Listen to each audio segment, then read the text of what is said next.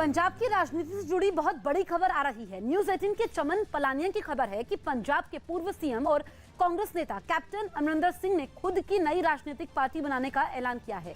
उनके मीडिया सलाहकार ने ट्वीट करके इसकी जानकारी दी है। यही नहीं, उन्होंने पंजाब में जल्द होने वाले विधानसभा चुनाव के लिए बीजेपी के साथ गठबंधन की भी बात कही है। हालांकि इसके लिए उन्होंने किसानों के मुद्दे को सुलझने की शर्त रखी है।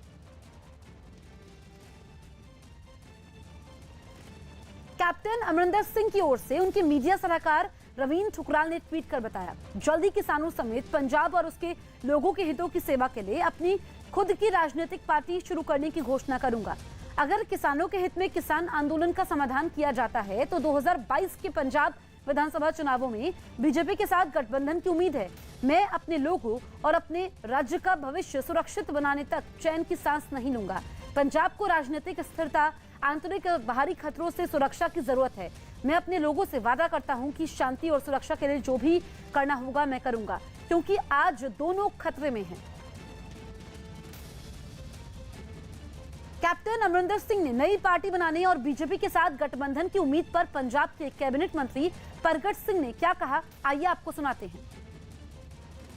प्री इलैक्शन अलायंस या किते पोस्ट इलैक्शन अलायंस या इन्हां नूं तां क्लैरिटी हैगी आ, मैनूं भी क्लैरिटी हैगी, साडी पार्टी नूं भी क्लैरिटी हैगी आ, तुहानूं हुण हौली-हौली पता लगना है।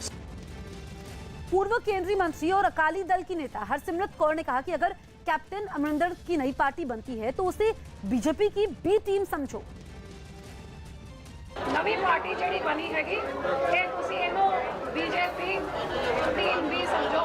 ਵੈਰੀ ਸੂਨ ਜਿਵੇਂ ਆਪਣੀ ਬਣੀ ਸੀ ਇੱਕ ਟਾਈਮ 'ਚ ਪੀਪੀਪੀ ਪਾਰਟੀ में वो कांग्रेस टीम भी कहती सी, वो वित्त मंत्री साहब आप शामिल हो गए भी कुछ समय की गल है।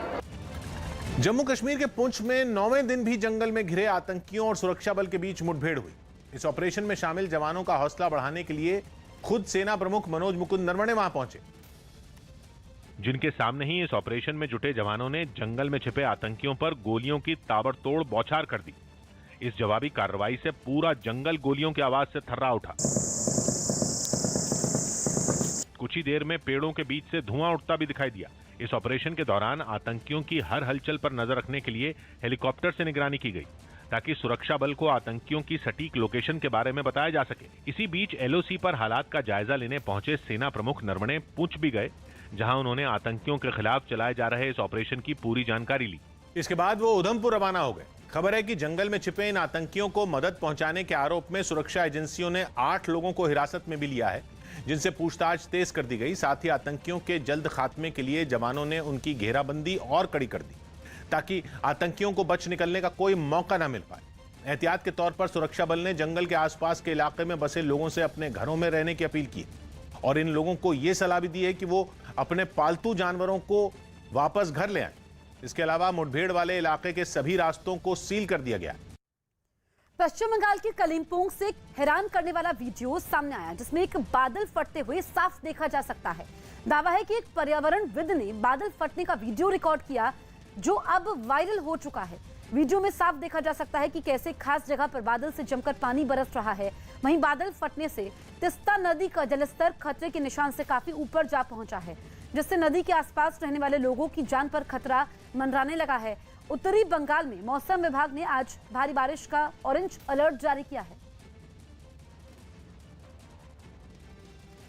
रविवार से लगातार हो रही बारिश ने उत्तराखंड के कई जिलों में बाढ़ जैसे हालात बना दिए। ज्यादातर नदियां उफान पर हैं। राज्य के कई पर्यटन स्थलों पर लोगों के फंसे होने की खबर है। चमोली में नदी का पानी शहर में दाखिल हो गया और पूरी ताकत से बहता हुआ दिखने लगा। शहर में पहाड़ पर बने एक मकान के टूटने का हैरान करने वाला वीडियो सामने आया। पहले मकान के एक ओर की दीवार भरभरा कर नीचे गिर गई। थोड़ी ही देर में आगे की तरफ दिख रही सीढ़ियां भी ढेर हो गई, लेकिन पहाड़ का एक हिस्सा मलबा बनकर लगातार सरक रहा था, जिसकी वजह से आगे बना हुआ एक कमरा भी मलबे के साथ सड़क पर पहुंच गया। ऋषिकेश में भी बाढ़ ने भयंकर तबाही मचाई, जहां गंगा नदी उफान पर है और सभी घाट पानी में डूबे हैं। ऋषिकेश में गंगा का जल स्तर डेंजर लेवल के आसपास बह रहा है। ऋषिकेश के ही एक गांव से एसडीआरएफ के एक रेस्क्यू मिशन की तस्वीरें सामने आई।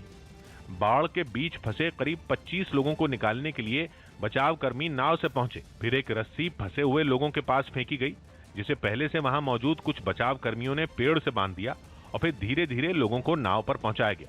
और राज्य में तबाही की ये तस्वीरें तब बनी जब अक्टूबर में ही लगातार 3 दिन तक बारिश हुई। ये वो वक्त है जब उत्तराखंड में देश भर से पर्यटकों के आने का सिलसिला तेज हुआ था, जिसकी वजह से बारिश के बाद जगह जगह से लोगों के फंसे होने की खबरें सामने आईं।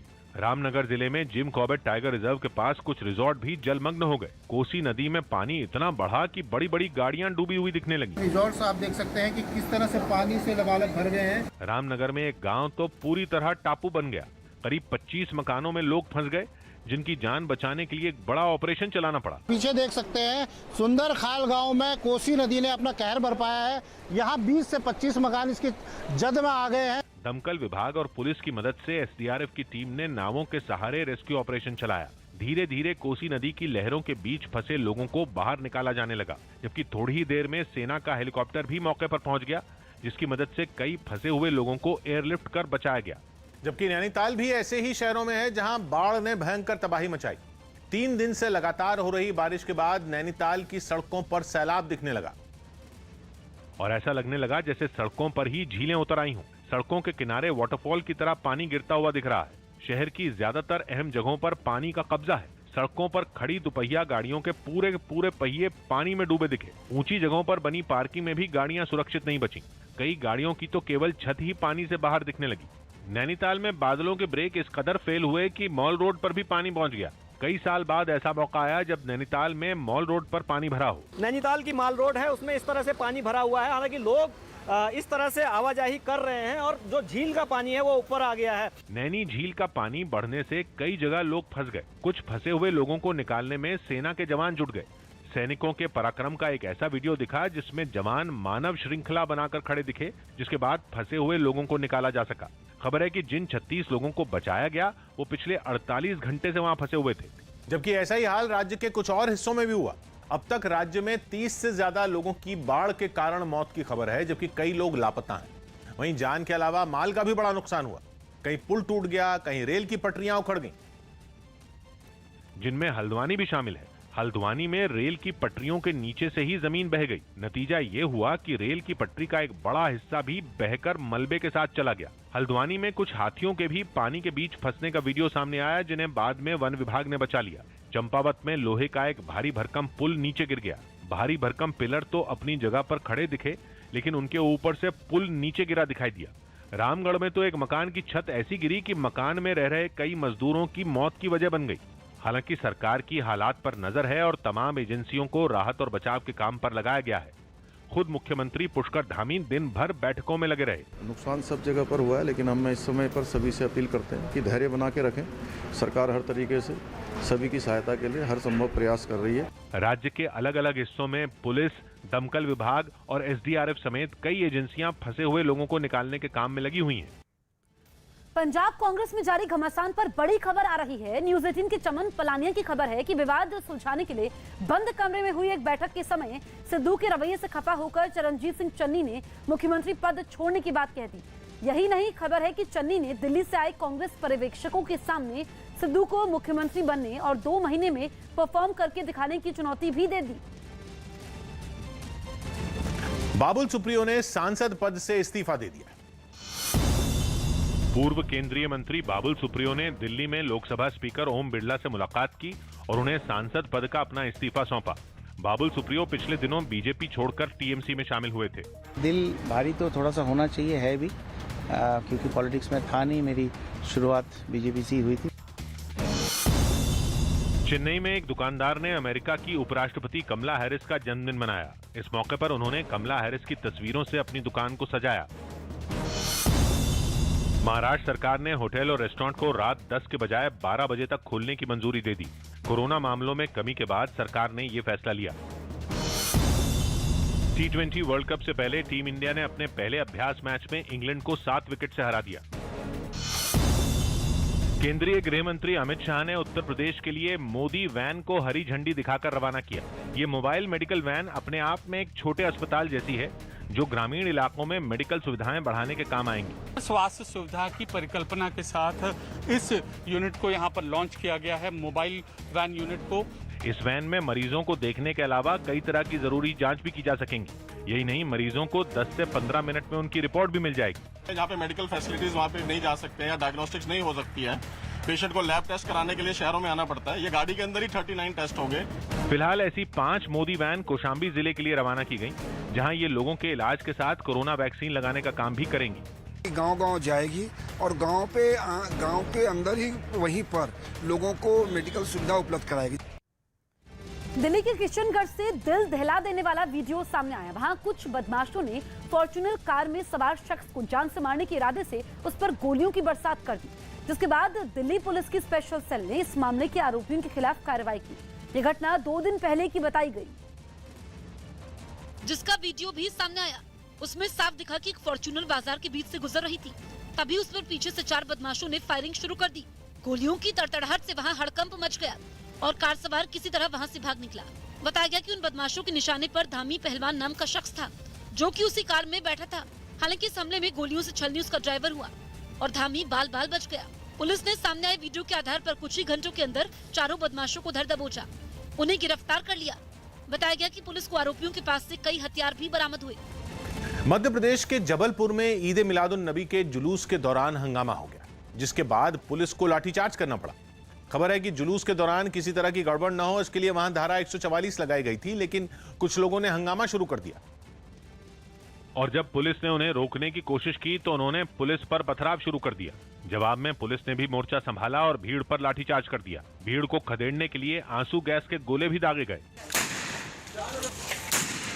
पुलिस और भीड़ के बीच काफी देर तक झड़प चलती रही। हालात बिगड़ते देख बड़ी तादाद में पुलिस वालों को वहां भेजा गया, जिन्होंने ताकत का इस्तेमाल करते हुए सभी उपद्रवियों को वहां से हटा दिया। मध्य प्रदेश के जबलपुर ही नहीं, यूपी के कानपुर में भी इस मौके पर जुलूस में निकले लोगों ने खूब हंगामा किया। वहां प्रशासन ने हर तरह की रैली पर पाबंदी लगा दी थी, लेकिन इसके बावजूद कई लोग नहीं माने और वो सड़कों पर निकल आए। ईद मिलादुन नबी का ये जुलूस जैसे ही यतीम खाना चौराहे से आगे बढ़ा, पुलिस ने उसे बैरिकेडिंग कर रोक दिया। इसके बाद जुलूस में शामिल लोगों ने हंगामा करते हुए नारेबाजी शुरू कर दी, मगर पुलिस की मुस्तैदी के सामने इनकी एक नहीं चली और सभी को वहां मौजूद पुलिस वालों ने हटाना शुरू कर दिया। बच्चे हैं, इनको भी समझा बुझा करके हम लोग वापस कर रहे हैं। कोई लॉ एंड ऑर्डर की कोई समस्या कहीं पे भी नहीं हुई है। हालांकि इस जुलूस और हंगामे की वजह से कुछ देर के लिए उस इलाके में जैम भी लग गया। महाराष्ट्र के पुणे से हैरान करने वाली कुछ तस्वीरें सामने आई। वहां शरद पूर्णिमा के मौके पर एनसीपी पार्षद सचिन दोड़के ने लोगों में मुफ्त में दूध बंटवाया, लेकिन उसे लेने के लिए इतने लोग जुट गए कि उन्होंने कोरोना नियमों को ही ताक पर रख दिया और अपने अपने बर्तनों में दूध भरवाने की उनमें होड़ सी मच गई। उनमें हर कोई ज्यादा मात्रा में और सबसे पहले दूध लेने की जद्दोजहद में एक दूसरे पर गिरता नजर आया। वैसे बटना तो 10,000 लीटर दूध था, लेकिन फिर भी लोगों के मन में शक इस बात का था कि कहीं वो चूक गए। ये हालात केवल बड़ों के ही नहीं दिखे, उनमें बच्चे भी शामिल दिखे। वो भी अपने घरों से बर्तन लेकर वहाँ पहुँचे, लेकिन किसी को भी ये परवाह नहीं दिखी कि वो इस भीड़-भाड़ में कोरोना की जद में आ सकते हैं। उन लोगों पर तो जुनून सवार था मुफ्त में दूध लेने का। इसके लिए कोई बर्तन लेकर वहाँ पहुँचा तो कोई बाल्टी उठाकर ही घर से चल दिया और कुछ लोग तो पॉलिथीन में दूध लेने वहाँ पहुँच गए, लेकिन उनमें न दूरी बनाए रखने के नियम को मानने की इच्छा दिखी और न ही भीड़-भाड़ से दूर रहने की, क्योंकि वहाँ सवाल फ्री में दूध लेने का जो था। खबर है कि पंजाब में अगले साल होने वाले विधानसभा चुनाव के दौरान हमले करवाने की साजिश पाकिस्तान ने रची है। न्यूज़ 18 के आनंद तिवारी की रिपोर्ट है कि पाकिस्तान की खुफिया एजेंसी ISI ने पंजाब में चुनाव के वक्त बड़े हमले करवाने का प्लान तैयार किया है, जिसके लिए ड्रोन के जरिए गोला बारूद और हथियार पंजाब की सीमा में भेजे जा सकते हैं। इतना ही नहीं, सुरक्षा एजेंसियों को मिले इस अलर्ट के मुताबिक खालिस्तान समर्थक माहौल बिगाड़ने के लिए राज्य में हिंसा भी भड़का सकते हैं। लिहाजा ऐसे लोगों के सोशल मीडिया अकाउंट पर पैनी नजर रखने के लिए कहा गया है। इसके बाद पंजाब और चंडीगढ़ में सुरक्षा एजेंसियों को अलर्ट कर दिया गया ताकि किसी भी साजिश को वक्त रहते नाकाम किया जा सके। एक विज्ञापन पर फैब इंडिया की फजीहत हो गई। त्योहारों के बीच फैब इंडिया कंपनी के जारी किए गए एक विज्ञापन पर विवाद हो गया। इसमें दिवाली पर पहने जाने वाले कपड़ों को जश्न रिवाज नाम दिया गया, जिसका भारतीय जनता युवा मोर्चा के अध्यक्ष तेजस्वी सूर्या समेत कई लोगों ने विरोध किया। इन सभी ने इसे हिंदुओं की भावनाओं को ठेस पहुंचाने की कोशिश बताया। हालांकि विवाद बढ़ा तो कंपनी ने अपना यह विज्ञापन ही हटा लिया। कार्तिक आर्यन की फिल्म धमाका का ट्रेलर लॉन्च कर दिया गया।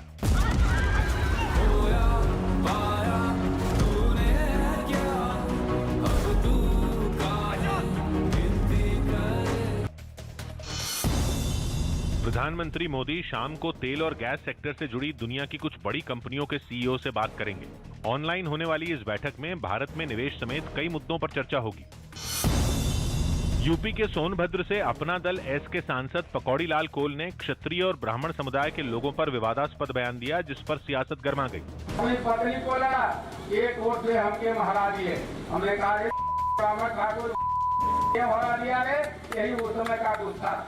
इस बयान के वायरल होते ही पार्टी प्रमुख और केंद्रीय मंत्री अनुप्रिया पटेल ने अपने सांसद को माफी मांगने को कहा।